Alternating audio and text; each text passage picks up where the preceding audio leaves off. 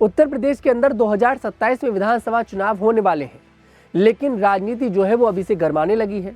नेता एक दूसरे पर आरोप लगाने लगे हैं और एक दूसरे पर तंज भी कसने लगे हैं। हाल ही में उत्तर प्रदेश के उप मुख्यमंत्री केशव प्रसाद मौर्य ने एक बड़ा दावा किया था।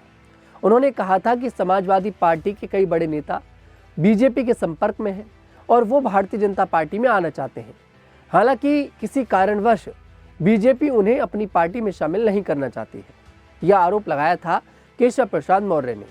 लेकिन अब केशव प्रसाद मौर्य को लेकर समाजवादी पार्टी के एक सांसद हैं, उन्होंने तगड़ा खुलासा कर दिया है, जिसके बाद एक तरह तो ये देखा जाए तो तंज लग रहा है, लेकिन दूसरी तरफ ऐसा लग रहा है कि कहीं उनकी बात में कोई संदेश तो नहीं छिपा है, क्योंकि अखिलेश यादव और केशव प्रसाद मौर्य कई बार एक साथ नजर आ चुके हैं।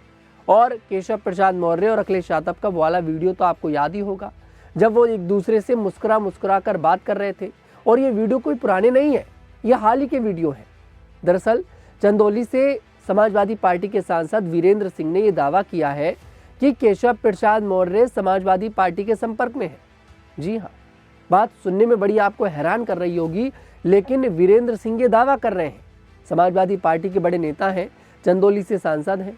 उन्होंने मीडिया से बातचीत के दौरान ये दावा किया है कि केशव प्रसाद मौर्य समाजवादी पार्टी के संपर्क में है और उन्हें पार्टी में शामिल करना है कि नहीं, इसका फैसला हमारी पार्टी के अध्यक्ष अखिलेश यादव जी लेंगे। दरअसल दोस्तों, आपको बता दें, उत्तर प्रदेश का विधानसभा चुनाव है।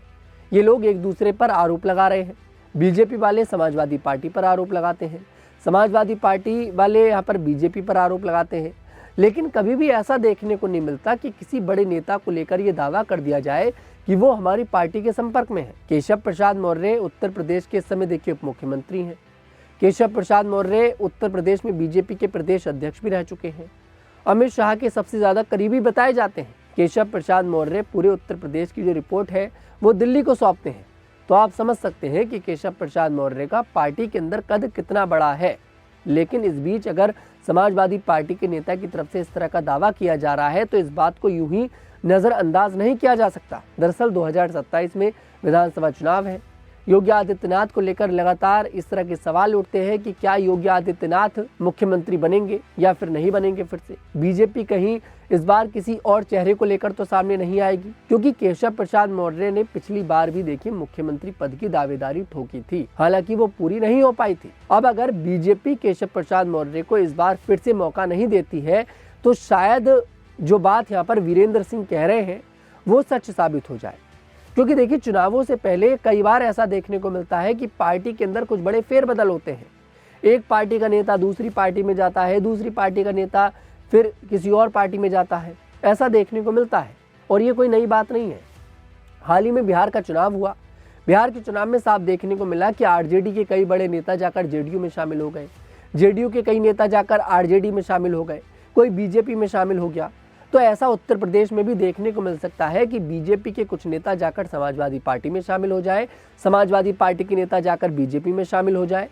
लेकिन अगर केशव प्रसाद मौर्य ऐसा कदम उठा लेते हैं, जिस तरह की बात यहाँ पर समाजवादी पार्टी के सांसद की तरफ से कही जा रही है, तो आप ये समझिए कि बीजेपी को उत्तर प्रदेश में एक बड़ा झटका लगेगा और उत्तर प्रदेश के अंदर एक बड़ा सियासी फेरबदल भी देखने को मिलेगा। क्योंकि केशव प्रसाद मौर्य और अखिलेश यादव कई बार एक साथ दिख चुके हैं और उसके बाद ये सवाल खड़े हुए थे कि क्या उत्तर प्रदेश में कुछ बड़ा चल रहा है, क्या उत्तर प्रदेश के अंदर ही अंदर कुछ खिचड़ी पक रही है, जिस खिचड़ी के बारे में हमें 2027 से ठीक पहले पता लगेगा। फिलहाल वीरेंद्र सिंह की बातों में आपको कितना दम लगता है, कमेंट सेक्शन में जरूर बताइएगा। मैं तनुज दीक्षित फिर आपसे मुलाकात करूंगा, तब तक के लिए हमारे साथ देखते रहिए द न्यूज़ 15 उत्तर प्रदेश।